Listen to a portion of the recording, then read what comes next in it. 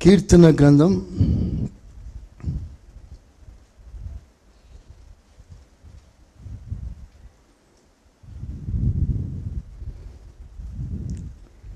51వ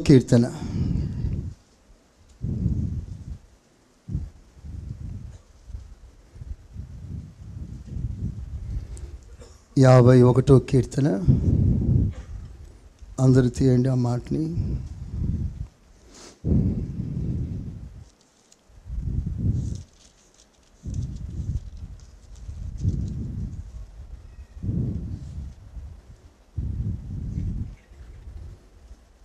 ఆరో వాక్యం. నీవు అంతరంగములో సత్యము కోరుచున్నావు. నీవు అంతరంగములో సత్యమును కోరుచున్నావు. ఆంతర్యమున నాకు జ్ఞానము తెలియజేయుదువు. నాకు జ్ఞానము తెలియజేయుదువు. మహారాజైన దావీదు యొక్క యథార్థ పశ్చాత్తాపం. అతడు దారి తొలగిపోయినప్పుడు దేవునికి వ్యతిరేకంగా క్రియ చేసిన ఆ సందర్భంలో ఓ ప్రవక్త గద్దింపునకు తలవంచి ప్రభు పాద సన్నిధిలో మోకాలుని ఆయన చేస్తున్న ప్రార్థన గీతమే ఈ 51వ కీర్తన. ఈ 51వ కీర్తనలో దావీదు కప్పుకోవటానికి ప్రయత్నించలేదు. దావీదు మనుషులకు అగుపడినట్లుగా మాట వరుసగా ప్రభు సన్నిధిలో ఏదో ప్రార్థన చేసినట్లుగా కాదు, యథార్థంగా ప్రభు వైపు చూస్తూ మనుషులు చూసినట్లుగా కాదునైనా నీవు నా హృదయంలో సత్యమును కోరువాడవు. ఆమేన్, హల్లెలూయా. అంతరంగములో సత్యమును కోరే దేవుడు ఈ ఉదయకాల వేళలో, మధ్యాహ్న వేళలో మన మధ్యలో ఆసీనుడై మన భక్తి, మన ప్రార్థన, మన జీవితం ఒక వేషముగా కాకుండా అంతరంగంలో నుండి ఆయన అనుసరించే వారి కొరకు ప్రభు ఎదురు చూస్తున్నాడు. దేవునికి స్తోత్రం, హల్లెలూయా. ఒక పెద్ద ఆసామి, ఓ తోటమాలి, టీ ఎస్టేట్ ఎండి, ఓ పెద్ద ఆస్తిపరుడు, తనకంటూ సొంత పిల్లలు లేక తన కంపెనీలో పనిచేస్తున్న ముఖ్యమైన వారిని నలుగురిని పిలిచాడు. పిలిచి తదనంతరం వారసత్వం ఎవరికి ఇవ్వాలా అని ఆలోచన చేసి తన దగ్గర సమర్థవంతులైన ఒక నలుగురిని ఎంపిక చేశాడు ఆ కంపెనీ వారసత్వం కొరకు. ఆ నలుగురికి 4 విత్తనాలు ఇచ్చాడు, 4 seeds. షరతు ఏంటంటే ఆ విత్తనాన్ని తొట్టెలో నాటి జాగ్రత్తగా దాన్ని నీళ్లు పోసి పెంచాలి. అదొక చిన్న సైజులో వచ్చి రాకమునిపే తాను ఏ విధంగా శ్రద్ధ తీసుకొని ఆ చెట్టుని పెంచాడో దానిని యజమానికి చూపించాలి, ప్రదర్శించాలి. ఆ నలుగురికి 4 విత్తనాలు ఇచ్చి పంపించేశారు. తగిన కాలమున మరలా వస్తాను, అప్పుడు ఒక అందమైన చిన్న ప్లాంట్గా అది కనిపించాలి అని వారిని కోరి వెళ్ళిపోయాడు. సమయం వచ్చింది. ఆ నలుగురు కూడా వారి తొట్లు, ఆ తొట్టులో ఉన్న చెట్లను తీసుకొని యజమాని దగ్గరికి వచ్చారు. యజమానుడా, నువ్వు నాకు ఒక విత్తనం ఇచ్చావు, ఇది ఒక మంచి వృక్షం, ఆ ప్లాంట్, ఓ చిన్న చెట్టు, నేను దీన్ని జాగ్రత్తగా పెంచాను అని చెప్పి ఓ చెట్టును చూపించాడు. రెండోవాడు వచ్చాడు. యజమానుడా, వాడైతే ఉట్టి ఆకులు మాత్రము నిండిన చెట్టును తీసుకొచ్చాడు. నా చెట్టుకి మొగ్గలు కూడా ఉన్నాయి చూడు, నేను ఎంత జాగ్రత్తగా పెంచానో చూడు అని మొగ్గతో నిండిన ఒక చిన్న చెట్టుని చూపించాడు. మూడో వాడు వచ్చాడు. వాడు మొగ్గ మాత్రమే కాదు, పువ్వులతో నిండిన ఆ చిన్న చెట్టును తీసుకొచ్చి ప్రదర్శించాడు. వాడు మొగ్గను మాత్రమే పండించగలిగాడు, నేనైతే ఫ్లవర్స్, చక్కటి పుష్పాలు కూడా ఈ చెట్టుకు వచ్చాయి అని చూపించాడు. నాలుగోడు వచ్చాడు. నాలుగోనికి ఏముండాలి? మీ అంచనా ప్రకారంగా కాయలు ఉండాలి. స్తోత్రం. కానీ వాస్తవం ఏంటంటే అసలు చెట్టే లేదు. వాడు వణుకుతూ వచ్చాడు, బాధతో వచ్చాడు. తొట్టిలో మట్టి తప్ప ఏ చిన్న మొలక కూడా లేదు. వాడు చాలా బాధతో, యజమానుడా నేను చాలా ప్రయాసపడ్డాను, యథార్థంగా నేను కృషి చేశాను, కానీ ఆ విత్తనం మొలకెత్తలేదు, నన్ను క్షమించు అని కాళ్ళ మీద పడిపోతాడు. ఇప్పుడు ఈ నలుగురిలో ఎవరిని వారసునిగా నియమించాలి? మీరైతే ఏం చేస్తారు?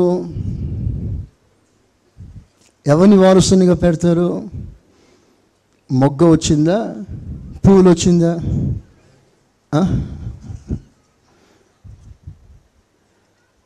ఓకే, ఎవడి తొట్టిలో కనీసం మొలక కూడా ఎత్తలేదో వానికి వారసత్వం ఇచ్చేశాడు యజమాని.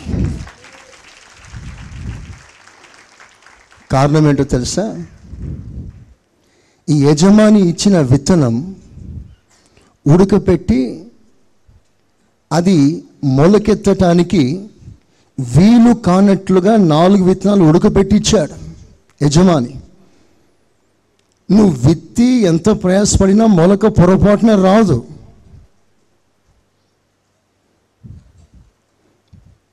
మరి చెట్టుగా మారడం, పుష్పాలు రావడం, పూగుత్తులు రావడం, ఇదంతా ఏమిటంటే అబద్ధం. That's not true.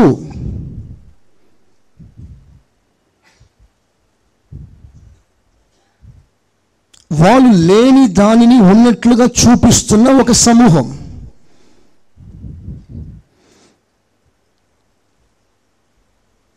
పువ్వులున్నాయి కానీ ఇది వాస్తవం కాదు.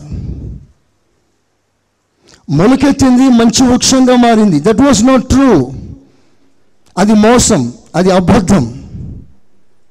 కానీ వీడి తొట్టిలో ఏమీ లేదు, విత్తనం లేదు, యథార్థంగా ఉన్నాడు. యజమాని ఇచ్చినదే విత్తాడు, అది రాలేదు. అందుకే ఏమీ ఆల్టరేషన్ చేయకుండా, వారసత్వం కొరకు ఎలాంటి కుయుక్తి కార్యక్రమాలు చేయకుండా ఉన్నది ఉన్నట్లుగా యజమాని దగ్గరికి వచ్చాడు. దేవుని వారసత్వానికి వాక్కుదారుడిగా మారాడు. హల్లెలూయా. పాఠం ఏమిటంటే, నా దేవుడు అంతరంగంలో సత్యమును కోరువాడు. చప్పలు కొడదాం ఒకసారి గట్టిగా. హల్లెలూయా, హల్లెలూయా, హల్లెలూయా, హల్లెలూయా, హల్లెలూయా. నీవే లేకపోతే నేనసలే లేనయ్యా, నీవే లేకపోతే నేనసలే లేనయ్యా. నీవు లేని రోజు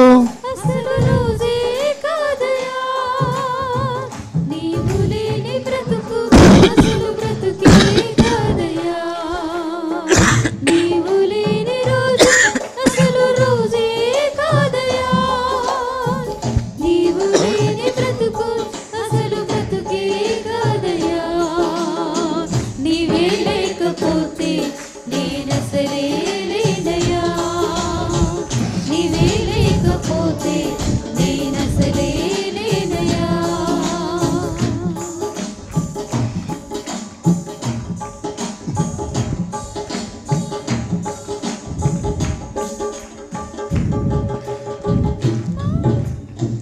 బాధ కలుగు వేళలో నెమ్మది నాకిచ్చావు. నా కన్నీరు తుడిచి నా చేయి పట్టావు. బాధ కలుగు వేళలో నెమ్మది నాకిచ్చావు. నా కన్నీరు తుడిచి నా చేయి పట్టావు. నన్ను విడువనన్నావు, నా దేవుడైనావు. నన్ను విడువనన్నావు, నా దేవుడైనావు. నీవే లేకపోతే నేనసలే లేనయ్యా. నీవే లేకపోతే నేనసలే లేనయ్యా.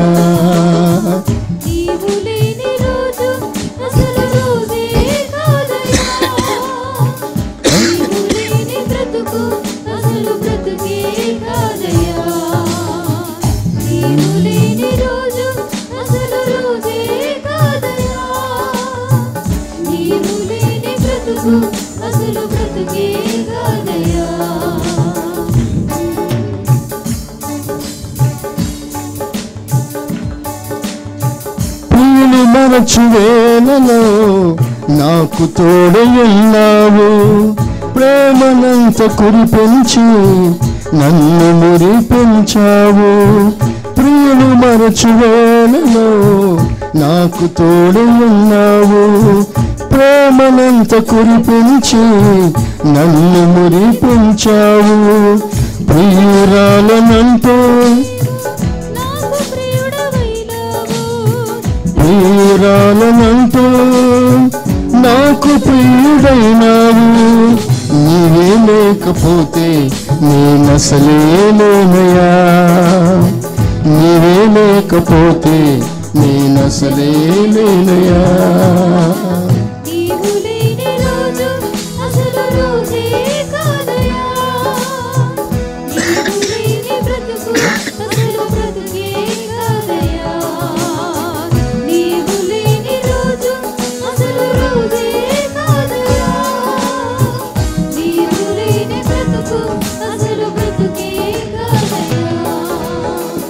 నీవే లేకపోతే నేనసలే లేనయ్యా. నీవే లేకపోతే నేనసలే లేనయ్యా. నీవే లేకపోతే నేనసలే లేనయ్యా. నీవే లేకపోతే నేనసలే లేనయ్యా. నా ప్రియమైన దేవుని సంగమా, ఈ మధ్యాహ్న కాల సమయంలో కొన్ని మాటలు, దేవుడు మనలో ఏం ఆశిస్తున్నాడు, మనుషులకు కనపరుచుకునేది భక్తి కాదు. మన హృదయాలలో దేవుడు సత్యాన్ని కోరుతూ మనము మన హృదయంలోనికి ఆయన తొంగి చూసినప్పుడు అక్కడ యథార్థత కనబడాలని నా ప్రభు కోరుకుంటున్నాడు. ఆమేన్, ఆమేన్. మనలో లేనిది ఉన్నట్లుగా చూపించవలసిన అవసరం లేదు. దానిని వేషం అన్నాం. వేషం. మనలో లేని దానిని ఉన్నట్లుగా ప్రదర్శించడం. Pretending to show something which we have not. దావీదు జీవితంలో యథార్థమైన పశ్చాత్తాపంతో ప్రభు సన్నిధికి చేరాడు. ఆ పశ్చాత్తాపాన్ని దేవుడు అంగీకరించాడు. ఆ తర్వాత అతని జీవితం దేవుడు ఎంత స్థిరపరిచాడు అంటే, తాను ఈ లోకాన్ని వదిలిపోయిన తర్వాత కూడా తన పేరట ఆ సింహాసనం నిత్యము స్థిరపడిపోయింది. చప్పలు కొడతారా గట్టిగా? హల్లెలూయా. తాను ఉన్న కాలంలో ఆ సింహాసనాన్ని కాపాడుకోవడం మాత్రమే కాదు, తాను లేని కాలంలో కూడా దావీదు సింహాసనంలో నా ప్రభు అయిన యేసుక్రీస్తే దిగి వచ్చి కూర్చున్నాడు. ఆమేన్.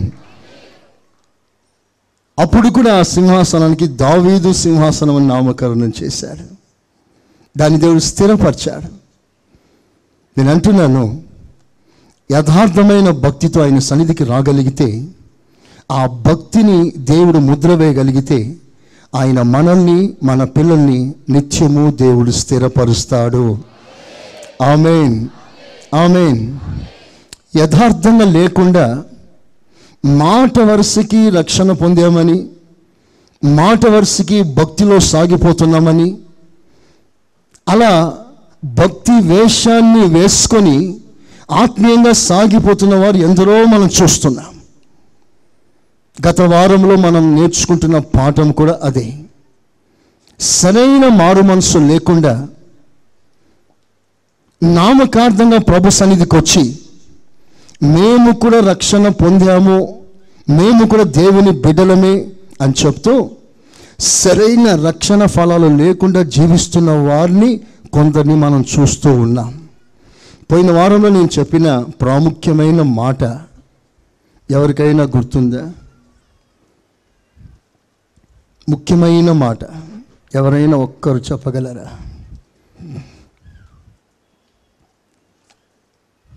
ఇంట్రడక్షన్లో నేను చెప్పిన మాట, క్రైస్తవులు 2 గుంపుల వారు అన్నాను. చెప్పండి, ఏ గుంపులు అవి? దేవుని ఎరిగి ఉన్నవారు, దేవుని కలిగి ఉన్నవారు. దేవుని ఎరిగి ఉండడం వేరు, దేవుని కలిగి ఉండడం వేరు. యేసు ప్రభు ఎవరో తెలుసుకోవడం, ఆయన 2000 సంవత్సరాల కిందట ఆయన వచ్చాడని, నా పాపముల నిమిత్తం ఆయన మరణించాడని, తిరిగి లేచాడని, తిరిగి రానే ఉన్నాడని, ఈ విషయాలన్నీ ఎరిగిన క్రైస్తవులు అందరూ ఎరిగిన వారే. కానీ ఈ వాస్తవాలు ఎరిగి ఉన్నారే కానీ ఈ వాస్తవాలను కలిగి లేరు. అందుకని ఎరిగి ఉన్నవారు విడువబడతారు, ఆయనను కలిగి ఉన్నవారు మాత్రమే ఎత్తబడతారు. మనము అందరం ఎరిగిన వారుగా కాక ఆయనను కలిగిన వారిగా మనం బ్రతుకుదాం. అందరం చేతులు పైకెత్తి స్తోత్రం చెప్తారా? హల్లెలూయా. గత వారంలో 2 భక్తులను మీ ముందు పెట్టాను. ఒకటి ఫరో, 2 బిలాం. వారు ప్రభు సన్నిధికి వచ్చి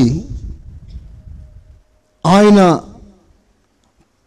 కృప కొరకు, ఆయన క్షమ కొరకు, ఆయన కనికరం కొరకు వేడుకున్నారు. నేను పాపం చేశాను, మా వారు ద్రోహం చేశారు, దయచేసి క్షమించునైనా అని అడిగారు. కానీ వారు క్షమాపణ అడిగారే కానీ ఆ క్షమాపణ వారిని రక్షించలేకపోయింది, వారిని కాపాడలేకపోయింది. దీనికి 2 కారణాలు మీకు చెప్పాను. ఫరో మారు మనసు ఎలాంటిది అంటే, ఆపద వచ్చినప్పుడు ప్రభు సన్నిధిలో ప్రార్థన చేస్తాడు, క్షమాపణ అడుగుతాడు, పశ్చాత్తాపడతాడు. ఆపదలు తొలగిపోయిన తర్వాత అతని భక్తి కూడా తొలగిపోతుంది. ఇక భక్తితో ప్రభుతో సంబంధం లేదు. వీళ్ళందరూ కేవలం అక్కర్ల కొరకు ప్రభు దగ్గరికి వస్తారు, అవసరతల కొరకు ప్రభు దగ్గరికి వస్తారు. వీరికి ప్రభుతో ఎలాంటి సంబంధం అంటే, దేవుని కేవలం వారు వాడుకుంటారు, వారి అవసరాలు అడుక్కుంటారు, వారి అవసరాలు తీరిన తర్వాత వారు కనిపించారు. దయచేసి నన్ను క్షమించయ్యా అని ఫరో అడుగుతాడు.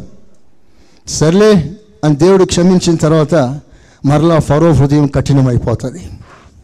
ఎన్నిసార్లు? అనేక సార్లు.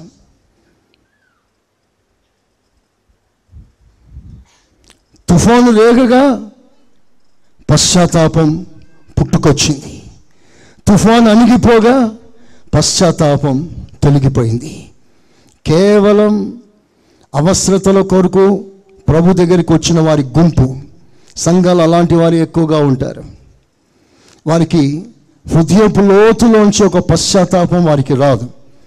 కడుపు నొప్పి తగ్గాలి, తలనొప్పి తగ్గాలి, భార్య మారాలి, భర్త మారాలి, పిల్లలు మారాలి, అప్పులు పోవాలి, సమాధానంగా ఉండాలి, ఇల్లు కట్టాలి, అస్తులు తీరాలి, పెళ్ళిళ్ళు కావాలి.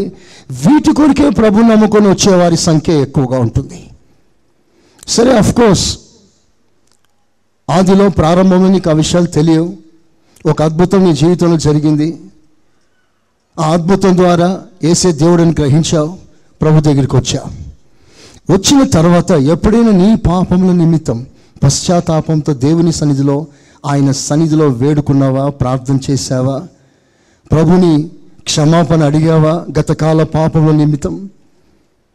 యేసు ప్రభు ఒకరోజు ఒక పరిసయ్యుని ఇంటికి వెళ్తాడు ఇన్విటేషన్ మీద. పరిసయ్యుడు భోజనానికి పిలిస్తే యేసు ప్రభు ఆ పరిసయ్యుని ఇంటికి వెళ్తాడు, భోజనం పెడతాడు. యేసు ప్రభు ఆ విందును ఆరగిస్తూ ఉన్న సమయంలో అదే ఇంటిలో ఒక పాపాత్మురాలైన స్త్రీ ప్రభు ముఖము చూడలేని స్థితిలో వెనుక నుండి వచ్చి ప్రభు పాదాలు తన కన్నీళ్లతో కడిగి తన తల వెంట్రుకలతో తుడిచి ముద్దు పెట్టుకుంటూ అత్తర పూసి ప్రభుని ఘనపరుస్తూ ఉన్న సమయం. నేను తప్పు చేశాను, పాపం చేశాను, నేను యోగ్యురాలను కాను అని తన్ను తాను తన దీన స్థితిని ఒప్పుకుంటూ తగ్గించుకుంటూ ఆ అద్భుతమైన క్రియ చేస్తా ఉంది ఆ స్త్రీ. ఆ సమయంలో ఆ పరిసయ్యుడు, యేసు ప్రభుని తన ఇంటికి పిలిచిన ఆ పరిసయ్యుడు, ఈయన ఏదో పెద్ద ప్రవక్త అనుకున్నానే, ఒక పాపాత్మైన స్త్రీ యేసు ప్రభు కాళ్ళు ముట్టుకుంటుంటే ఎందుకు అవకాశం ఇస్తాడు? ఒక్క తనలేకపోయాడా? ఎందుకు కాళ్ళు పట్టుకొని ఇస్తున్నాడు? నేను ఈయన ఏదో మంచోడే అనుకున్నానే, ఈయన కూడా అలాంటి వాడేనా అన్నట్లుగా తన మనసులో అనుకుంటూ ఉన్నాడు. అప్పుడు ప్రభు ఒక చిన్న కథ చెప్తాడు. ఆ కథలో ఎక్కువ రుణాలు తీర్చబడిన ఒక భక్తుని, తక్కువ రుణములో క్షమించబడిన ఒక భక్తుని ఇద్దరిని ప్రస్తావిస్తూ వీరిద్దరిలో దేవుడు ఎవరిని ఎక్కువ ప్రేమించాడు అని అడిగాడు. అందుకు ఆ ఫరిసేయుడు అంటాడు, ఎవని రుణములు ఎక్కువగా తీర్చబడిందో వానినే కదా అంటే సరిగ్గా నువ్వు మాట్లాడావు. అప్పుడు ఈమె నువ్వు అనుకున్నట్లుగా చాలా పెద్ద పాపి, నిజమే. ఈమె అందరు ధృవీకరించారు, అందరూ అసహించుకున్నారు. ఆమె ముఖం ఎవరు చూడటానికి ఇష్టపడలేదు. ఆమె పెద్ద పాపి, కానీ యథార్థమైన పశ్చాత్తాపంతో నా సన్నిధికి రాగలిగింది. ఆమెలో నా పశ్చాత్తాపం కన్నీటి రూపంలో నా కాళ్ళు తడిపింది. ఆమె సారీ అడుగుతుంది. నేను మనస్ఫూర్తిగా ఆమె చేసిన తప్పిదములన్నిటినీ నేను క్షమిస్తున్నాను అన్నాడు. స్తోత్రం. అప్పుడు అర్థం కాలేదు ఈ ఫరిసేయునికి. అప్పుడు అంటాడు, నువ్వు నన్ను ఇంటికి పిలిచావు, కనీసం కాళ్ళు కడుక్కోటానికి నీళ్ళు ఇచ్చావా? ఆమె నీళ్లు కాదు, కన్నీళ్లతో నా కాళ్ళు కడిగింది. దేనినైతే తన మహిమ కొరకు ఉపయోగిస్తుందో ఆ వెంట్రుకలతో నా కాళ్ళు తుడిచింది. నువ్వు కనీసం నేను విష్ చేయలేదు. ఇంటిలో అడిగి పెట్టిన వెంటనే రాబోదకుడా అని కరచలనమైనా చేయలేదు, ఒక ముద్దు పెట్టలేదు, నన్ను విష్ చేయలేదు. కానీ ఈమె నన్ను ఎంత గౌరవించింది, కనపరుస్తుంది. డిఫరెన్స్ చూపిస్తున్నాడు. సంగతి ఏంటంటే, ఇతడు ఇంటికి పిలిచాడే కానీ ప్రభుకు రావాల్సిన గౌరవం, ఘనత ఇవ్వలేదు. ఈమె తన ఇల్లు కాకపోయినా యేసు ప్రభుకి ఎంతో గౌరవాన్ని, ఘనతనిస్తూ తన స్థితిని ఒప్పుకుంటూ నేను పాపినని గుర్తించి ఆయన కాళ్ళు కడిగింది. నేను అంటాను, ఫరిసేయుడు యథార్థంగా పిలవలేదు ప్రభుని, ఘనపరచుటకు గౌరవించడానికి పిలవలేదు. అలా పిలవనప్పుడు ప్రభు ఆ ఇంటికి ఎందుకు వెళ్ళాడు? అసలు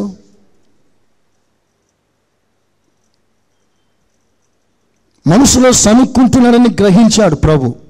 అలా గ్రహింపు కలిగిన యేసయ్య యథార్థంగా పిలవనప్పుడు ఎందుకు వెళ్ళాడు? నేను అంటాను, యేసు ప్రభు ఆ ఫరిసేయుని కొరకు పోలేదు, కానీ ఈ పాపాత్మల స్త్రీ ఆ ఇంటికి వస్తుందని గ్రహించి ప్రభు ఆ ఇంటికి వెళ్ళాడు. స్తోత్రం. హల్లెలూయా, హల్లెలూయా. ఇక్కడ సంగతి ఏంటో తెలుసా? ప్రభుకి అది చేశాము, ఇది చేశాము, అది ముఖ్యం కాదు. నీ యథార్థమైన హృదయమే నా ప్రభు ఆశిస్తున్నాడు. హల్లెలూయా. ఫరో మారు మనసు పొందిన జాబితాలో ఉన్నాడు, కానీ అతడు సమూలంగా నాశనం అయిపోయాడు. ఎర్ర సముద్రంలో మునిగిపోయి సమాధి చేయబడ్డాడు. అతని మారు మనసు అతను రక్షించకపోవటానికి కారణం ఏంటంటే రాతి గుండె, స్టోన్ హార్టెడ్. దేవుని వాక్యాన్ని ఎంత స్పష్టంగా తెలిసినా, దేవుడు సర్వాధికారి సెలవిస్తున్నాడని గ్రహించినా, ఆయనకున్న పవర్స్, ఆయనకున్న అద్భుత శక్తులు, ఆయనకున్న మహత్కార్యాలు గుర్తెరిగిన తన దేవుడి కంటే ఆయన చాలా బలవంతుడు అని ప్రూవ్ చేయబడ్డా ఆ చిత్తానికి తలవగ్గలేకపోయాడు. When he knows what was the will of God, దేవుని చిత్తం ఏమిటో తెలిసి కూడా దానికి లోబడలేకపోయాడు. కారణం రాతి హృదయం. రాతి హృదయం కలిగిన వారు, మారు మనసు పొందిన వారు ఉన్నారు, సంఘంలో ఉంటారు. వారి హృదయం చాలా కఠినంగా ఉంటుంది. వారు పట్టిన కుందేలకి మూడే కాలు. ఎంత దేవుని వాక్యం బోధిస్తున్నా వారు ఏది అనుకుంటారో అదే చేస్తారు. అలాంటి వారు ఏ స్థితిలో ఉంటారంటే దేవుని ప్రణాళికకు అడ్డుగా వస్తారు. లెట్ మై చిల్డ్రన్ గో, ఇది దేవుని ప్రణాళిక. నా పిల్లలు వెళ్ళనివ్వండి, నా పిల్లలు వెళ్ళాలి, అరణ్యంలో ఆరాధన చేయాలి. దానికి అడ్డుగా నిలబడ్డాడు ఫరో. ప్రియులారా, ఒక్క మాట మీరు ఆలోచిస్తారా? మీ కుటుంబాల్లో, మీ పిల్లల జీవితాల్లో దేవుని ప్రణాళిక ఒకటే ఉండవచ్చు, కానీ మీరు మరో రకంగా మీరు అడ్డుగా ఉంటున్నారేమో. దేవుని ప్రణాళికకు, దేవుని చిత్తానికి అడ్డుగా నిలబడ్డారేమో. ఇది దేవుని చిత్తం తెలిసి కూడా నీ కార్యం, నీ స్వకార్యం కొరకు, నీ సుఖం కొరకు, నీ లాభం కొరకు దేవుని చిత్తాన్ని ఆపేస్తున్నావేమో. నేను అంటున్నాను, సౌలా సౌలా, ముని కోణులకు ఎదురు తనుట నీ వల్ల కాదు.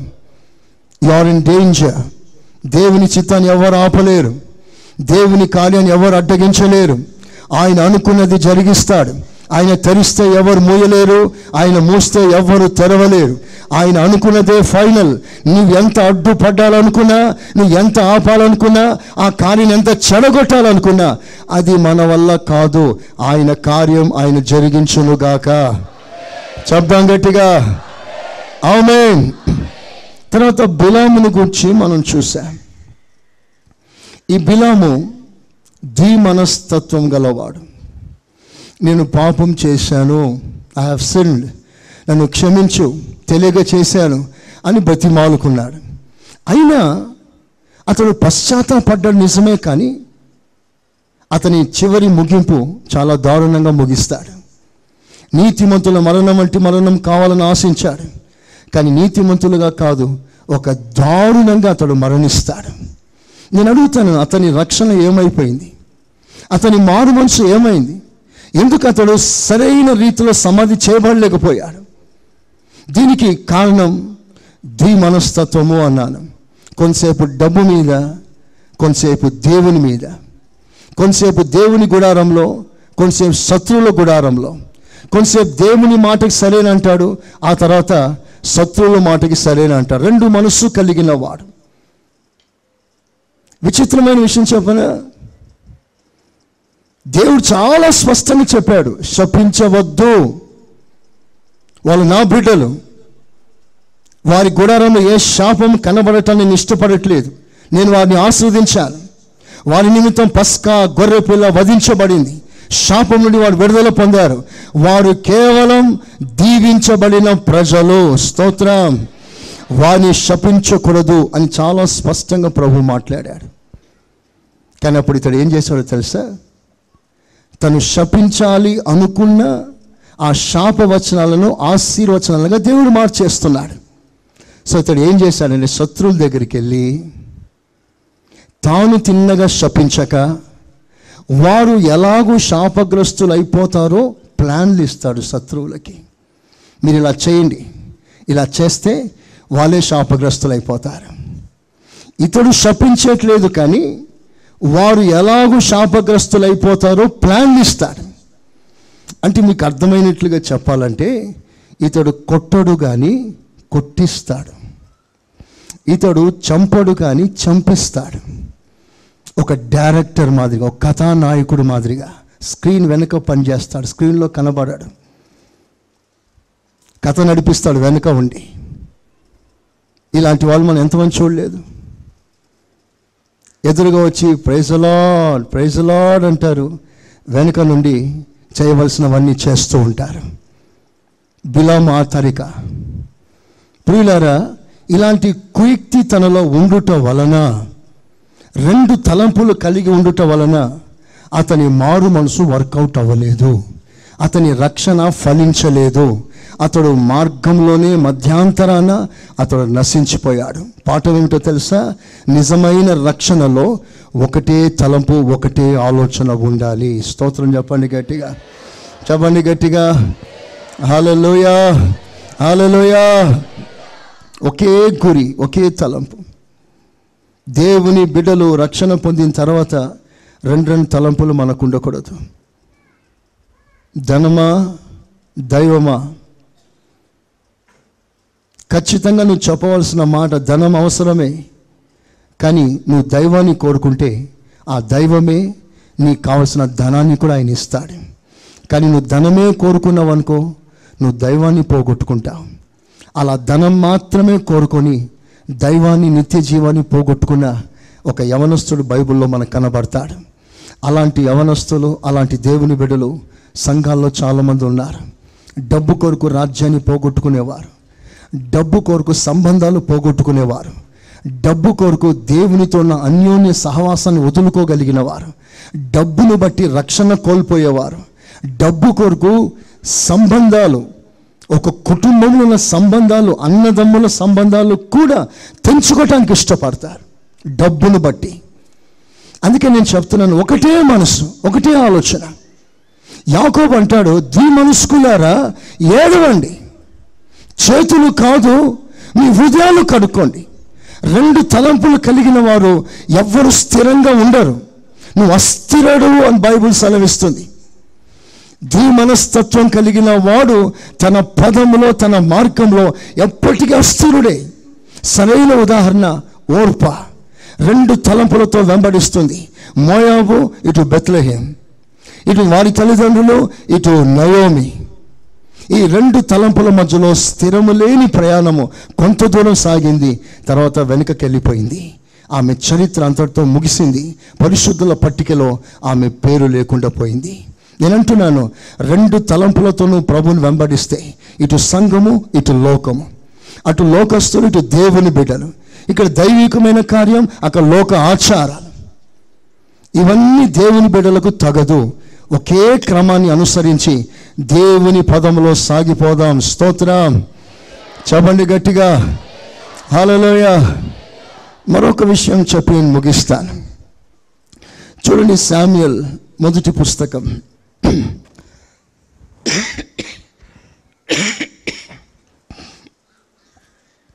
15వ అధ్యాయం. శామ్యూయల్ మొదటి పుస్తకం 15వ అధ్యాయం 24వ వాక్యం. సౌలు జనులకు జడిసి వారి మాట వినినందున నేను యెహోవా ఆజ్ఞను నీ మాటలను మీరి పాపము తెచ్చుకుంటుని. I have sinned. నేను తప్పు చేశాను, నేను తప్పు చేశాను అని ఒప్పుకుంటున్న వారి జాబితా మీ ముందు పెడుతున్నాను. I have sinned.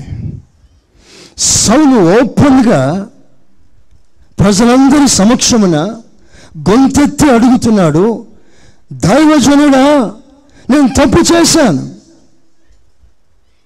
దేవుని మాట మాత్రమే వినవలసిన నేను ప్రజల మాట విన్నాను. I have sinned.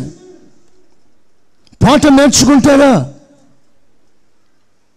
సౌలు తన సాక్ష్యం ఇస్తున్నాడు. నేను దేవుని మాట వినవలసింది బదులుగా మనుషుల మాట విన్నందువలన తప్పు చేశాను. దేవుని బిడ్డలారా, నిజమైన దేవుని బిడ్డకు ఉండవలసిన అతి ప్రాముఖ్యమైన లక్షణాలు చెప్తున్నాను, వినండి. మనుషులను సంతోషపెట్టగోరినామా, అసలు మనం దేవుని బిడ్డలం కాదు. దేవుని సన్నిధికి వచ్చిన తర్వాత మనుషులను కాదు, సాక్షాత్తు మన దేవుని మాత్రమే సంతోషపెట్టాలి. ఆమెన్ చెప్తారా? చెప్పండి గట్టిగా. కుల పెద్దలు కానీ, పంచాయతీ పెద్దలు కానీ, మీ బంధువులు కానీ, మీ ఇంటి వారు కానీ, వారు బాధపడతారేమోనని సత్యాన్ని అమ్ముకోవద్దు. వారు బాధపడతారేమోనని దేవునికి బాధకరమైన మార్గంలో నడవవద్దు. నేను చెప్తున్న మాట ఏమిటంటే, లోకమంతా సంతోషించిన దేవుడు ఒక్కడు బాధపడ్డా అది నీకు క్షేమం కాదు. అదే సమయంలో మనుషులందరూ బాధపడ్డా నీ విషయంలో ఆయన ఒక్కడు సంతోషించగలిగితే అదే నీ జీవితంలో గొప్ప ధన్యతగా మారిపోతుంది. హల్లెలూయా. వాళ్ళు సంతోషపెట్టాలా, వీళ్ళను సంతోషపెట్టాలన్నా అక్కర్లేదు. నిన్ను బట్టి ప్రజలు అభ్యంతర పడవచ్చు, నిన్ను బట్టి ప్రజలు బాధపడవచ్చు.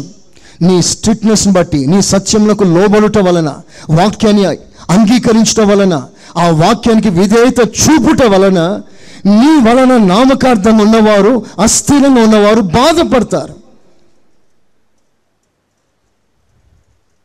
నువ్వు క్రమానికి లోబడినప్పుడు నీ ప్రక్కనే ఉన్నవాడు, నీ పరదేశి, నీ పొరుగువాడు, నీ నేబర్ ఇదే వాక్యానికి లోబడకుండా లోకాన్ని ప్రేమిస్తూ దేవుని సన్నిధికి వచ్చినప్పుడు, మీ ఇద్దరితో దేవుడు మాట్లాడుతున్నప్పుడు నీ ప్రక్కన ఉన్న వాడిని ఖండిస్తాడు, నిన్ను బట్టి హెచ్చరిస్తాడు, నిన్ను ఒక మోడల్గా తీసుకుంటాడు. అప్పుడు ప్రజలు నిన్ను అదో రకంగా మాట్లాడతారు.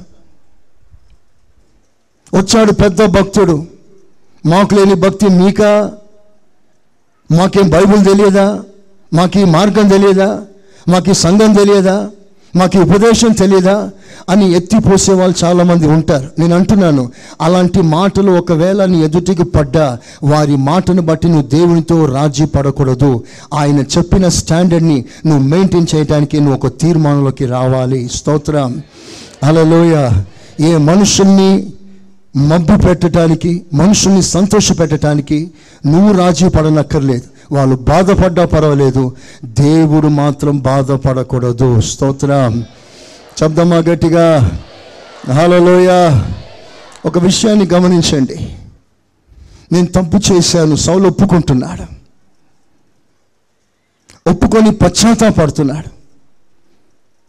కానీ అతడు తప్పు ఒప్పుకున్నా, కన్నీళ్లతో నేను పాపినని గ్రహించినా, ఒప్పుకున్నా, అతనికి ఆ రక్షణ అతని చివరి దశలో కాపాడలేకపోయింది. తన సొంత కత్తితో పొడుచుకొని ఆత్మహత్య చేసుకోవాల్సిన పరిస్థితి వచ్చింది. రక్షణ పొందావే సౌలు, దేవుని మాటలు స్పష్టంగా వినబడిన కాలం నీ జీవితంలో ఉందే సౌలా, దేవుని ప్రభావంతో రాజ్యాన్ని నడిపించినవే సౌలా, నువ్వు దేవునితో ఎంత అద్భుతమైన అభిషేకం పొందిన తర్వాత, ఎంత ఉన్నతమైన కార్యాలు జరిగిన తర్వాత, పైనుండి బలమైన అభిషేకం నీ మీదికి దిగి వచ్చిన తర్వాత కూడా నీవు నీ లైఫ్ని ముగింపు ఎంత భయంకరంగా మారిపోయిందేంటి? నువ్వు పొందిన రక్షణ ఏమైపోయింది? ఒక నీచుడు మరణించినట్లుగా నువ్వు మరణించావేంటి? అభిషేకం లేని వాని వలె నువ్వు మృతి చెందావేమిటి? ఒక సున్నతి లేని వాడు అట్టహాసం చేస్తుంటే వాని ఎదుట నువ్వు ఆహుతి అయిపోయావేంటి? నీ రక్షణ ఏమైపోయింది? నేను చెప్పనా, రక్షణ పొందినంత మాత్రాన ఆ రక్షణను కాపాడాలి అంటే ఆ రక్షణలో కొన్ని క్వాలిఫికేషన్స్ కావాలి. సౌలు రక్షణ పొందాడు, కానీ ఆ రక్షణ సౌల్ని కాపాడలేకపోయింది. కారణం ఏంటో చెప్తాను. పైన 2 వచనాలు చదవండి. పైన 2 వచనాలు. అందుకు సమూయేలు తాను సెలవిచ్చిన ఆజ్ఞను ఒకడు గైకొనుట వలన యెహోవా సంతోషించినట్లు, ఒకడు దహన బలులను అర్పించుట వలన ఆయన సంతోషించునా ఆలోచించుము. బలులు అర్పించుట కంటే ఆజ్ఞను గైకొనుటయు, పొట్టేళ్ల కొవ్వు అర్పించుట కంటే మాట వింటయు శ్రేష్టము. తిరుగుబాటు చేయుట సోద చెప్పుట అను పాపముతో సమానము. మూర్ఖతను అగపరచుట మాయా విగ్రహము దేవతలను పూజించుటతో సమానము. చూడండి, ఇక్కడ దైవ సేవకుడు చెప్పదలసిన మాట ఏంటో తెలుసా? సౌలా, బలులు అర్పించడం ముఖ్యం కాదు, దేవునికి లోబడమే ముఖ్యం. దేవునికి లోబడకుండా నువ్వు ఏదో దేవునికి లంచం ఇచ్చినట్లుగా ఆరాధనకు రావడం, ప్రార్థన చేయడం, కానుకలు ఇవ్వడం, ఇవన్నీ బలి, సాక్రిఫైస్. వాక్యం వినడం, ఆదివారం ఇంత సమయం తీసుకొని ప్రభు సన్నిధిలో కూర్చోవడం, ఇవన్నీ బలి కిందికి వస్తుంది. ఆరాధన ఒక బలి. అయితే నువ్వు నాకు లోబడకుండా, నా మాటకు విధేయుడు కాకుండా ఇవన్నీ చేసి లాభం లేదు. నీ రక్షణ ఎందుకు పని చేయలేదు అంటే నువ్వు కేవలం ఆచరణల మీద దృష్టి పెట్టావు. ఆచరణలు శూన్యముగా మారింది. ఒక మంచి మాట చెప్తాను, రాసుకోండి. ఆచారాలు ముఖ్యం కాదు, ఆచరణ ముఖ్యం. ఒకసారి చేతులు పైకెత్తి స్తోత్రం చెప్తారా? హల్లెలూయా. ఆచారాలు ముఖ్యం కాదు, ట్రెడిషన్స్, సాంప్రదాయాలు ముఖ్యం కాదు, దేవుని వాక్యాన్ని అనుసరించడమే ముఖ్యం.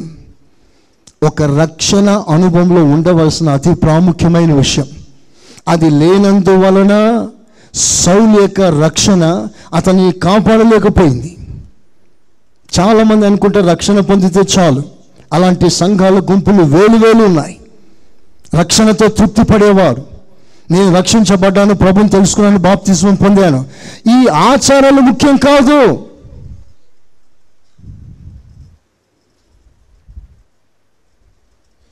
దేవునికి ఏదో చేస్తే ఆయన తృప్తి పడతాడు అని ఒక ఆలోచన.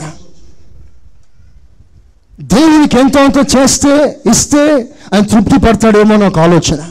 నేను అంటాను, నీకు సమాధానం లేకుండా ఒక 10 రూపాయలు కానుక వేసినా దేవుడు తీసుకోవట్లేదే. నువ్వు వేస్తున్న ఒక 100, ఒక 10కి దేవుని సన్నిధిలో చేరాలంటే సమాధానం అవసరమైతే, అసలు నీ జీవితమే దేవుడు అంగీకరించాలంటే ఏ క్రమం అవసరం మనకి? నీ రక్షణ దేవుడు అంగీకరించాలి. అంగీకరించాలి అంటే దేవుని వాక్యములకు మొదట మనం లోబడాలి. స్తోత్రం చెప్పండి గట్టిగా. ఇక్కడ మరో విషయం ఏంటో తెలుసా? ఇతడు దేవుని వాక్యానికి ప్రాముఖ్యత ఇవ్వలేదు. దైవ సేవకుని మాటలను నిర్లక్ష్యం చేశాడు. ఆఫ్టర్ ఆల్ ఒక మనుషుని మాటే కదా, ఒక సేవకుని మాటే కదా, వినకపోతే ఏమైందిలే అని ఒక మనుషుని మాటలా తీసుకున్నాడు. అది ఒక దేవుని మాటలా తీసుకోలేదు. He never knew the seriousness of God's word. దేవుని వాక్యంలో ఉన్న ఆ అతి ప్రాముఖ్యమైన సత్యాన్ని తను గుర్తించలేదు. ఒక సేవకుడు మాట్లాడాడు, ఆయన మాట వినకపోతే అతనికి సారి చెప్పి నేను మార్చుకుంటాను. కానీ దైవ సేవకుడు మాట్లాడినప్పుడు ఆ మాటను నిర్లక్ష్యం చేస్తే దేవుడు దిగొచ్చి తీర్పు తీర్చాడు. అతడు నిర్లక్ష్యం చేసిన ఒక సేవకుని మాట కాదు, సాక్షాత్ అది దేవుని మాటే. స్తోత్రం. పాఠం ఏంటో తెలుసా దేవుని బిడ్డలారా? ఒక మనుషుని మీరు ఇక్కడ చూడటానికి రాలేదు, ఒక మనుషుని స్వరం మీరు వినట్లేదు. మీ మీద కోపాలను పెంచుకోనో, మీ మీద సాధించాలనో, మీ మీద ఏదో కసి తీర్చుకోవాలనో, మీరు నా మీద చేసిన కార్యాలను బట్టి నేను ఏదో చేయాలనో ఇక్కడ నేను నిలబడలేదు. ఇక్కడ నేను దేవుని పక్షంలో నిలబడ్డాను. రాత్రి దేవుని సన్నిధిలో నిజంగా ఓపిక లేకపోయినా, గత కొన్ని రోజుల నుంచి తీవ్రమైన జ్వరం వెంటాడుతున్నా, ఈరోజు 3 గంటలు నేను లేచి ప్రభు సన్నిధిలో కూర్చున్నాను. ఓపిక లేకుండా ఆయన మాటలను విన్నాను. ఆయన ఏది చెప్పాలని దేవుడు నిర్ణయించాడో ఆ మాటలన్నీ మీ ముందుకు తీసుకొచ్చాను.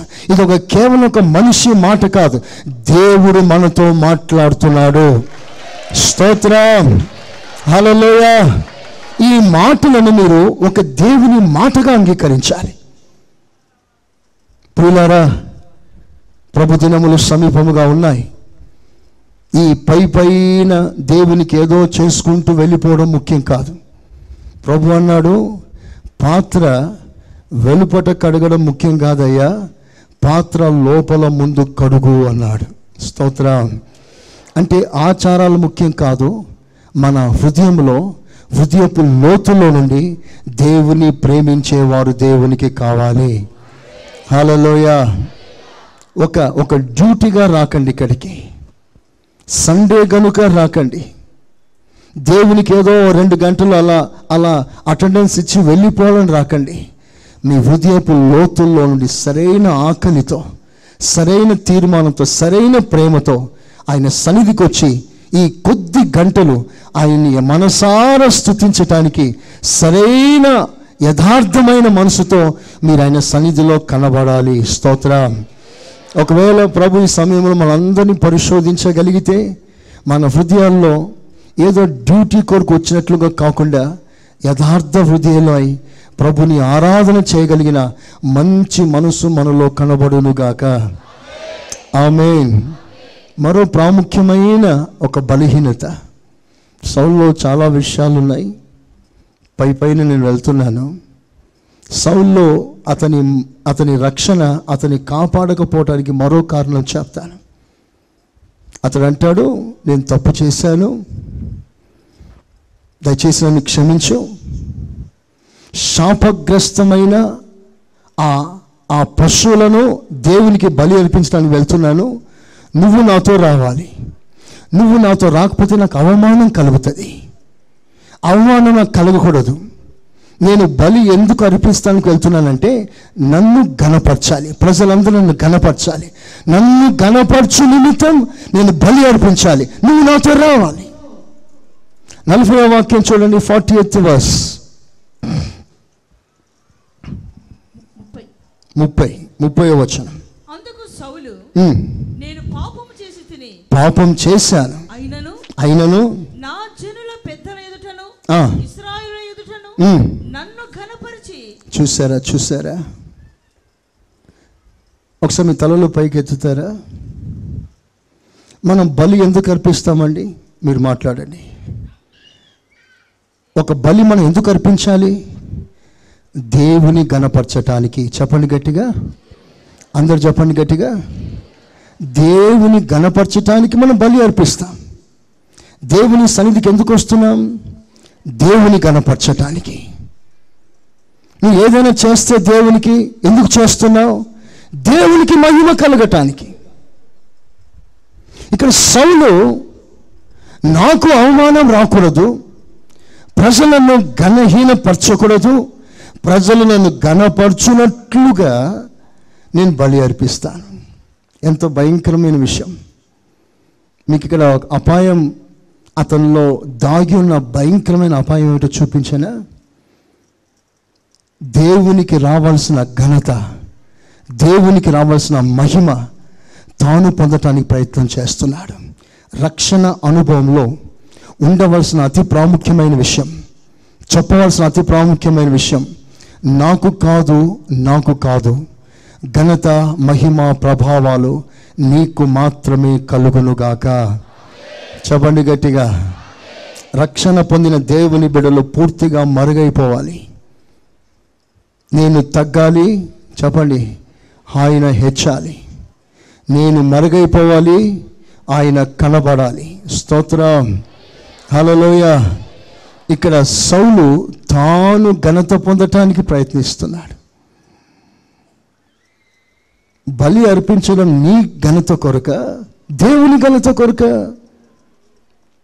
నీ దేవుని సన్నిధికి వచ్చినప్పుడు నీ అపియరెన్స్, నీ వస్త్రధారణ, ఇవన్నీ ఎలా ఉండాలంటే నీ వైపు డైవర్ట్ కాకూడదు ప్రజలు.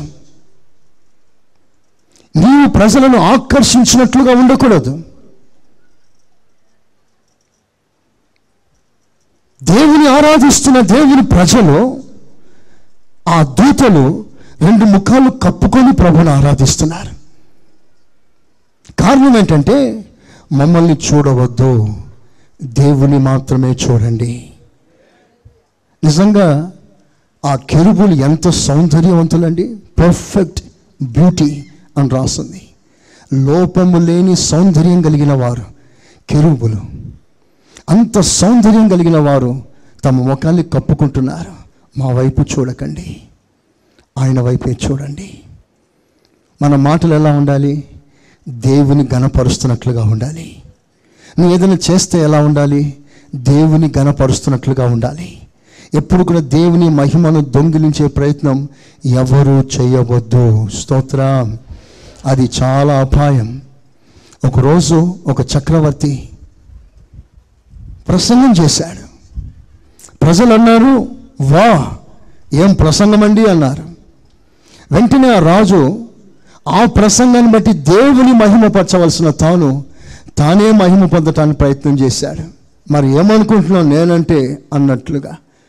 ఆ మాట అన్నాడో లేదో, అతను నిలబడిన పుల్పిట్ నుంచి కింద పడ్డాడు. పడడమే ఆలస్యం, పురుగులు పట్టి చచ్చాడు. జస్ట్ వితిన్ 5 minutesలో పురుగులు పట్టి చచ్చిపోయాడు. దేవునికి రావాల్సిన మహిమ దేవునికి చెందక మనమే దాన్ని దొంగిలిస్తే అది నీకు క్షేమం కాదు.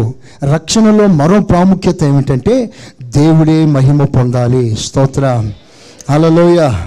అందుకని కొత్త నిబంధనలో పౌలు రాస్తాడు, మనము భోజనము చేసినను పానము చేసినను నీళ్లు తాగిన అన్నం తిన్నా వీటి వలన కూడా దేవునికి మాత్రమే మహిమ రావాలి. శబ్దమా గట్టిగా హల్లెలూయా, హల్లెలూయా.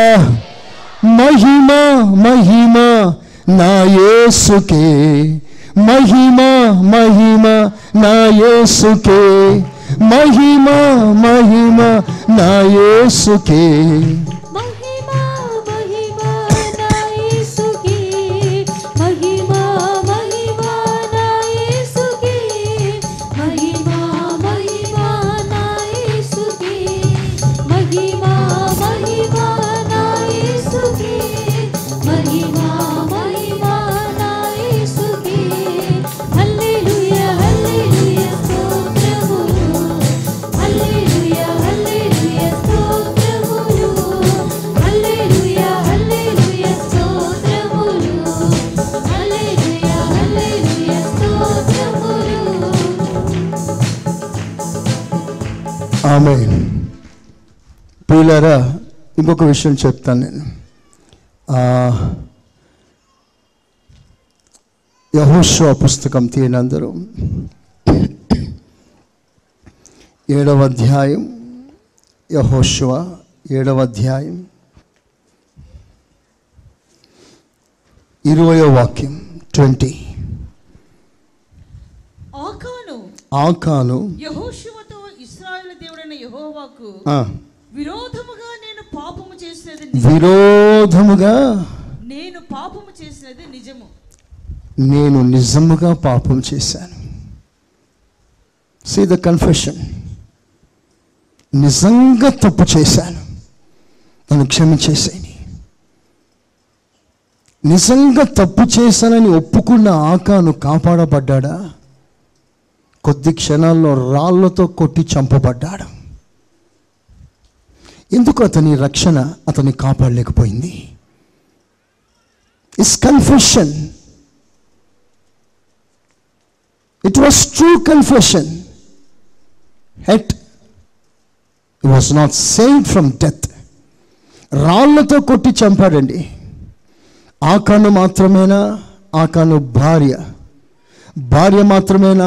పిల్లలు, చిన్న బిడ్డలు ఉండవచ్చేమో. ఆ రాళ్ళు కొడుతున్నప్పుడు, తగలకూడని స్థలాలు తగులుతున్నప్పుడు ఆ పిల్లలు ఎలా ఏడ్చి ఉంటారు, ఎలా బాధపడి ఉంటారు. ఒక్కసారి మీరు చిత్రీకరించి చూడండి. రాళ్లతో కొడుతుంటే, చావు దెబ్బలు కొడుతుంటే 2 దెబ్బలు కొట్టి మానుకోవడం కాదు, చచ్చినంత వరకు కొట్టాలి. అలా కొట్టారు, ఫ్యామిలీని కొట్టి చంపారు. అలా రాళ్ళతో కొడితే చిన్న బిడ్డలు ఎలా ఎలా తట్టుకొని ఉంటారు. అసలు ఆ బిడ్డలు చేసిన తప్పేంటి? ఎందుకు ఆ శాపం ఆ కుటుంబానికి రావాలి? తండ్రులు ద్రాక్షకాయలు తింటే పిల్లల పళ్ళు పిలిచిందంటే ఇదే. ఆకాను చేసిన ఆ తప్పు ఆ శాపం ఆ కుటుంబాన్ని వెంటాడింది. ఒకరి వలన దీవించబడిన భక్తులు ఉన్నారు, ఒకరి వలన శపించబడిన వాళ్ళు కూడా ఉన్నారు. ఆకాను శాపం, పాపం కుటుంబాన్ని వెంటాడింది, పసిబిడ్డని చంపిందండి. దీనికి కారణం ఏంటో తెలుసా? చివరికి అతను ఒప్పుకున్నాడు, తప్పైందని ఒప్పుకున్నాడు, కాళ్ళు పట్టుకున్నాడు, ఏడ్చాడు, కానీ లాభం లేదు. రక్షణ అతడు కాపాడలేకపోయింది. కారణం ఏంటో తెలుసా? జాగ్రత్తగా వినండి ఈ మాటలన్నీ కూడా. దేవుడు చాలా స్పష్టంగా చెప్పాడు, ఇదిగో మీరు ఎరికో పట్టణానికి వెళ్తున్నారు, ఆ పట్టణంలో ఉన్నవన్నీ కూడా నా ధనాగారంలో చేర్చండి. వెండి బంగారాలు, వెలగల రాళ్ళు, వస్త్రాలు, అవి ఏవైనా కానీ అది నా ధనాగారంలో చేర్చండి. నేను వాటిని ప్రతిష్ఠించాను, నేను ఒక పని కొరకు ఉపయోగించబోతున్నాను. దాని మీద మీరు ఆశ పడకూడదు, దాని మీద కన్ను వేయకూడదు. అది నా సొత్తు, అది నా భాగం, అది నా ఇంటికి చేర్చండి అని చాలా స్పష్టంగా చెప్పాడు. అందుకు యెహోషువ అందరినీ పంక్తులు తీరిగా తీర్చి వారికి డైరెక్ట్గా ఉపదేశిస్తూ, మీరు ఎరికో వెళ్ళబోతున్నారు, దాన్ని ధ్వంసం చేయబోతున్నారు, ఆ పట్టణాన్ని పట్టుకోబోతున్నారు, కానీ అందులో ఉన్న వెండి బంగారాలు కానీ వెలగల వస్తువులు కానీ దేన్ని మీరు తాకకూడదు, దాన్ని ఆశించకూడదు. మీరు దోచుకునే కొలది తిన్నగా దేవుని మందిర ధనాగారంలో చేర్చాలి అని ప్రకటించాడు. అందరూ ఓకే అన్నారు. అందరూ యుద్ధానికి వెళ్ళారు. దేవుడు గొప్ప జయం ఇచ్చాడు. అందరూ పట్టుకొచ్చి ధనాగారంలో చేర్చారు. కానీ ఆకాన్ ఏం చేశాడు? చదవండి ఆ మాటల్ని.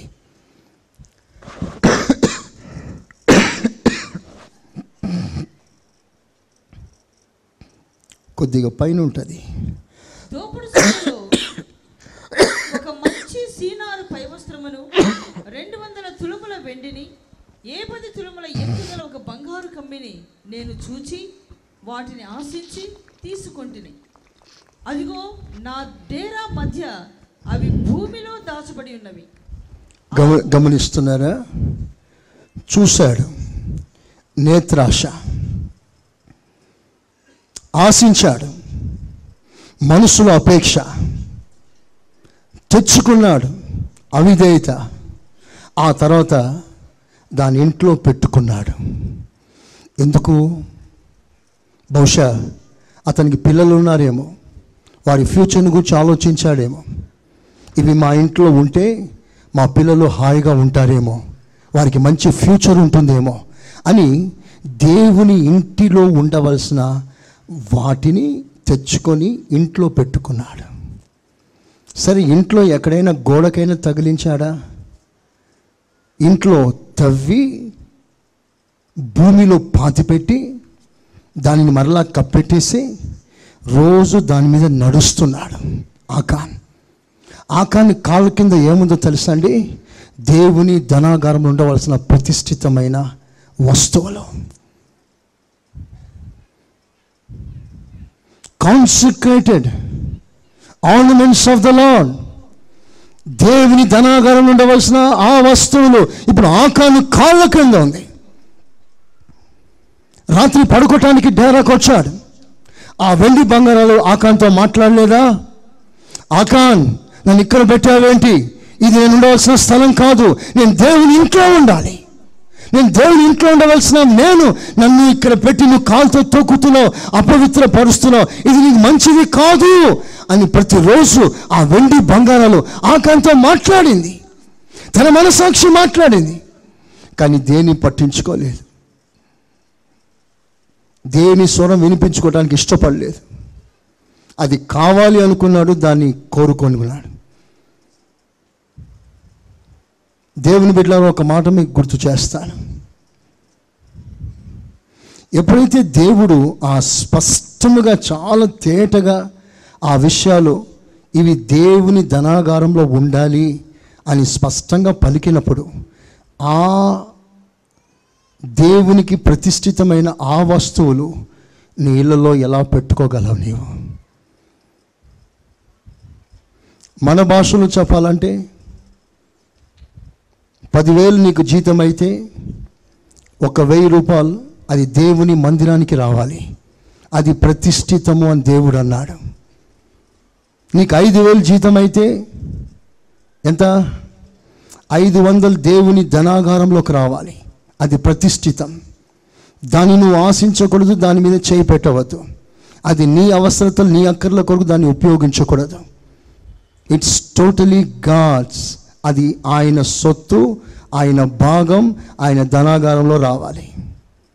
ఇప్పుడు మీరు చెప్పండి, మనసాక్షి మీద చేయి వేసుకొని, ఎంతమంది ఈ తప్పు చేస్తున్నారు? మా బాధలు దేవునికి తెలియదా? మా పరిస్థితులు దేవునికి తెలియవా? మేము కట్టవలసిన అప్పులు దేవునికి తెలియవా?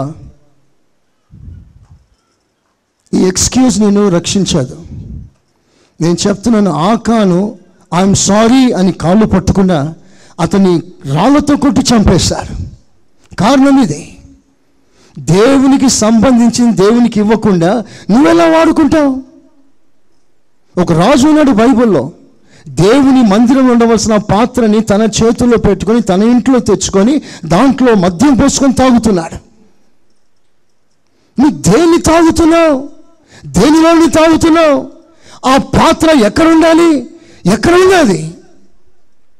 దేవుని ధనాగారం ఉండవలసిన ఆ వస్తువులు ఇతడు విగ్రహానికి సంబంధించిన ఆ ఇంటిలో ఆ ప్రతిష్ఠితమైన పాత్రను పట్టుకొని దాంట్లో తాగుతూ ఉన్నాడు. వెంటనే ఒక శాసనం, మేనే టేకేల్ ఉపాసిన్. దేవుడు నిన్ను కొలవడం ప్రారంభించాడు, నీ రాజ్యాన్ని తూకంలో పెట్టడం ప్రారంభించాడు. నువ్వు తేలిపోయావు బెల్షాజర్. కారణం ఏంటి? ప్రతిష్ఠితమైన వాటిని నువ్వు తెచ్చుకున్నావు, నీ ఇంట్లో పెట్టుకున్నావు. నేను అంటున్నాను, దేవుని బిడ్డలారా, దేవునికి ప్రతిష్ఠితమైనది ఏదైనా సరే అది దేవునికి సమర్పణ కావాలి. స్తోత్రం చెప్పండి గట్టిగా, హల్లెలూయా. అది పిల్లలైనా, వస్తువులైనా, వాహనాలైనా, ఏదైనా సరే నువ్వు ప్రతిష్ఠించావా అది దేవునిది. మరో మాట చెప్పనా? నీ దేహం దేవుని ఆలయం, ఇది దేవునికి ప్రతిష్ఠితమైనది. స్తోత్రం చెప్పండి గట్టిగా. దీన్ని నీ కొరకు నువ్వు వాడుకోవద్దు, నీ అలంకారం కొరకు వాడుకోవద్దు, నీ సౌందర్యం కొరకు నువ్వు వాడుకోవద్దు. You are dedicated to the lord. దేవుడు నిన్ను కొన్నాడు. You are God's property. నీ మీద నీకు అధికారం లేదు. నీవు ఆయన సొత్తు, నీవు నీ సొత్తు కాదు. నీ సొత్తు కానప్పుడు నీకేం అధికారం నీ శరీరం మీద? నీకు ఆయన 1,00,000 రూపాయలు పెట్టి కొనలేదు, తన ప్రాణం పెట్టి నేను కొనుక్కున్నాడు. You are totally purely his property. స్తోత్రం చెప్తారా గట్టిగా? అక్కడక్కడ కొన్ని స్థలాల్లో ఒక స్క్రిప్ట్ రాసి ఉంటుంది, this property belongs to so and so. ఎవరైనా దీన్ని అన్యాక్రమిస్తే చట్టరీత్యా దీన్ని చర్య తీసుకుంటాం. ఈ స్థలం, ఈ వస్తువు, ఈ సామాను ఫలాంది చట్టరీతిగా అని కొన్ని రాసిస్తారు. ప్రభు దీని మీద రాసిన మాట ఏంటో తెలుసా? You are God's property. ఇది దేవుని సొత్తు. స్తోత్రం చెప్పండి గట్టిగా, హల్లెలూయా. ఇది నీకు ఇష్టం వచ్చిన వాడుకోవటానికి లేదు.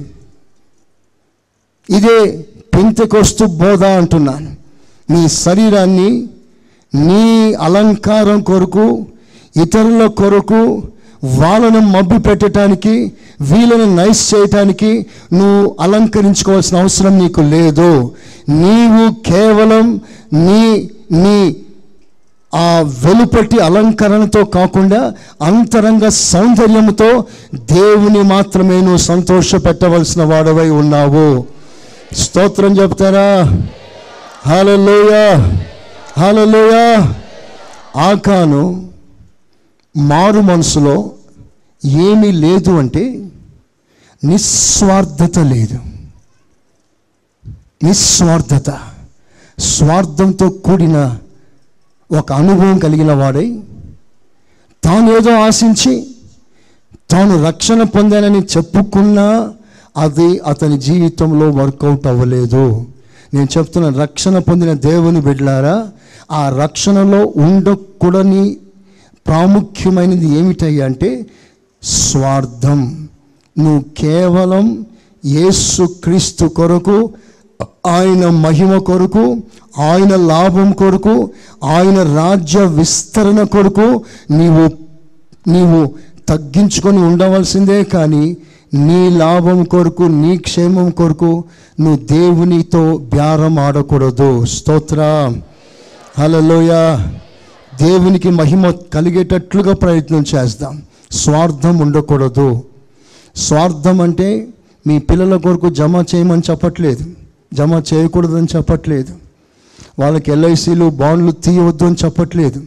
ఇవన్నీ ఒక తండ్రి బాధ్యత, తల్లి బాధ్యతను చేయాలి. కానీ స్వార్థం ఏంటో తెలుసా?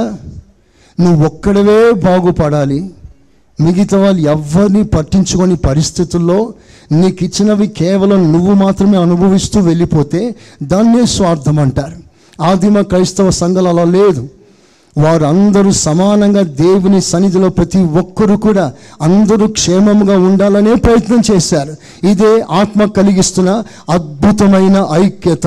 స్తోత్రం, హల్లెలూయా. కనుక దేవుని బిడ్డలారా, మనమందరం ఒక్క మనసుతో ఆయన రాజ్యం కొరకు సాగిపోదాం. స్తోత్రం చెప్పండి గట్టిగా. చివరిగా ఒక్క మాట చెప్తాను.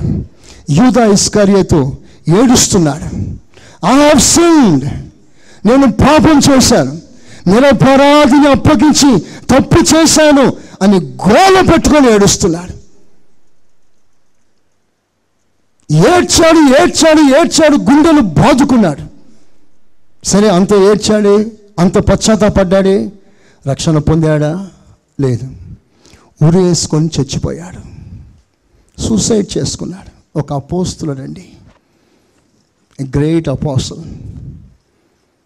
ప్రపంచానికి సువార్థీకరణ చేయటానికి ఒక అద్భుతమైన అపోస్తులుగా నియమించిన మొదటి జాబితాలో ఒక అద్భుతమైన పేరు యూదా ఇస్కరియోతు.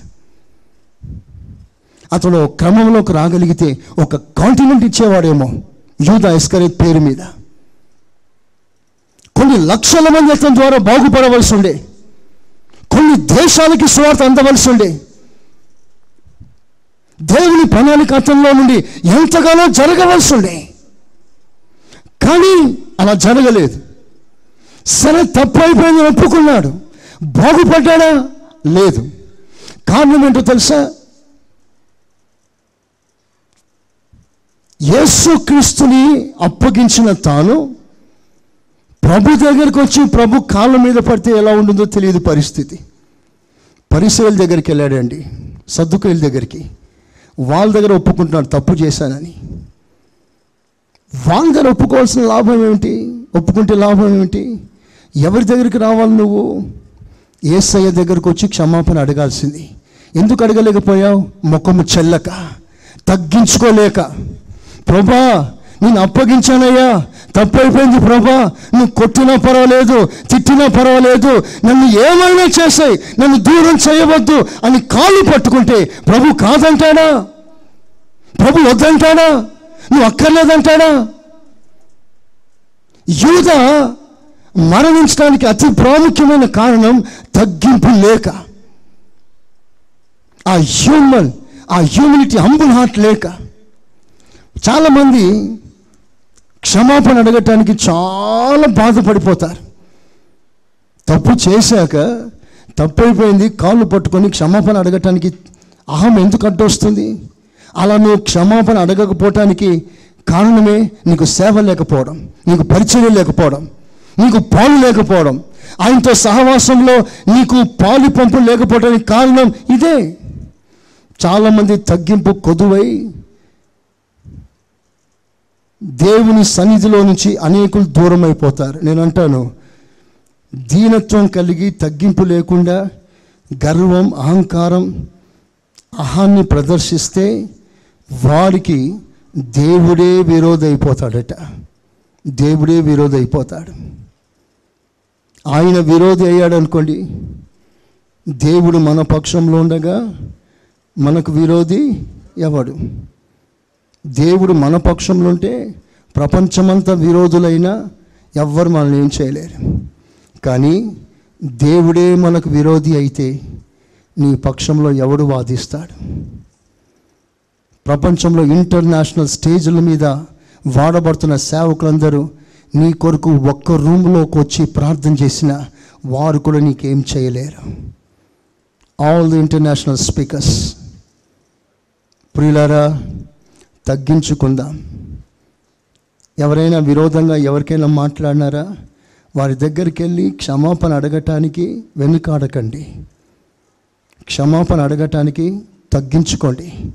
అలా నువ్వు క్షమాపణ అడిగితేనే దేవుడు నీ కార్యం నీ ద్వారా జరిగిస్తాడు.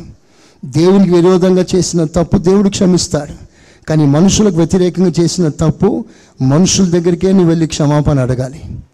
దేవుడు అదే చెప్పాడు. నీ మీద ఎవరికైనా వేరే భావం ఉంటే నువ్వు వారి దగ్గరికి వెళ్ళి క్షమాపణ అడిగిరా. ప్రభా, ఆ వ్యక్తికి విరోధంగా మాట్లాడాను, దయచేసి నన్ను క్షమించు అని దేవుని అడగనక్కర్లేదు. నువ్వు ఆ వ్యక్తి దగ్గరికి వెళ్ళి క్షమాపణ అడిగితే ఆ వ్యక్తి క్షమిస్తే దేవుడు క్షమిస్తాడు. ఇవన్నీ పాఠం. కనుక ఇలాంటి కార్యాలు మనం క్రమంగా అనుసరిస్తాం. యథార్థమైన భక్తి, యథార్థమైన మారు మనసు మనం ఆశిస్తాం. మనం నేర్చుకున్నట్లుగా మన మారు మనసులో, మన రక్షణలో మొదట కఠినమైన మనసు ఉండకూడదు. చెప్పండి గట్టి, ఏముండకూడదు? చెప్పాలి గట్టిగా. రెండవదిగా మనస్తత్వం ఉండకూడదు. చెప్పండి గట్టిగా. చెప్పండి. మూడవది ఏమన్నాను?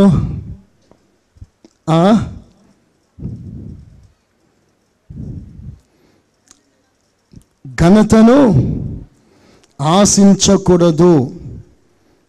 దేవునికి లోబడాలి, దేవునికి విధేయత చూపించాలి. దైవ సేవకుడు మాట్లాడుతున్నప్పుడు అది సాక్షాత్తు దేవుని మాటగా నువ్వు అంగీకరించే మనసు నీకు రావాలి. సరైన మారు మనసులో ఉన్న దినుసులు ఇవి. స్తోత్రం చెప్పండి గట్టిగా. తర్వాత స్వార్థం ఉండకూడదు నిజమైన మారు మనసులో. ఆ తర్వాత దేవుని ఎవరికైతే నువ్వు విరోధంగా తప్పు చేశావో వారి దగ్గరికే వెళ్ళి క్షమాపణ అడగగలిగిన తగ్గింపు నీకు ఉండాలి. క్షమాపణలు ఉండవలసిన, మారు మనసులు ఉండవలసిన క్రమాలు ఇవి. దేవుడు కొంత సమయం నియమిస్తాడు. ఆ సమయంలోపే నువ్వు పరిగెత్తుకొని వచ్చేసేయాలి. తర్వాత పోస్ట్పోన్ చేయవద్దు. ఏసావు ఆ మీదట బ్రతిమాలుకున్నాడు, ఏడ్చాడు, ప్రభా క్షమించమని అడిగాడు. ఎంత ఏడ్చినా, ఎంత బ్రతిమాలుకున్నా ఏసావు క్షమించబడలేదు. అతడు త్రోసివేయబడ్డాడు. దీనికి కారణం ఏంటంటే ఆలస్యం చేశాడు, టైంకి రాలేదు, తర్వాత చూసుకుందామని పోస్ట్పోన్ చేశాడు, కాలాపన చేశాడు. నిజమైన రక్షణ అనుభవంలో ఎప్పుడు ఏది చేయాలో సరిగ్గా అప్పుడు అది చేసుకుంటూ ముందుకెళ్ళిపోవాలి. స్తోత్రం చెప్పండి గట్టిగా. హల్లెలూయా. బాప్తిస్మం తీసుకోవాల్సిన సమయం దేవుడిచ్చాడా? పోస్ట్పోన్ తర్వాత అనుకోవద్దు, వెంటనే తీసుకోవాలి. బల్లలో పాలు పొందాల్సిన సమయం వచ్చిందా? తర్వాత తీసుకుంటానని అనుకోవద్దు, సరి చేసుకొని తీసుకోవాలి. ఎప్పుడు ఏది చేయాలో అది చేయటానికి ఒక కృప అడుక్కుందాం. స్తోత్రం చెప్పండి గట్టిగా. యెహోవా దొరుకు కాలమున ఆయన వెతుకుడి. తర్వాత నువ్వు వెతికిన దొరకని కాలం ఒకటి ఉంది, అది మనసులో పెట్టుకుందాం. ఇదే రక్షణ దినం, ఇదే మిక్కిలి అనుకూల సమయం. దేవుని కృప మనకు అనుగ్రహించును గాక. చెప్దాం గట్టిగా ఆమేన్. అందరూ ఒకసారి అందరూ మోకరించండి.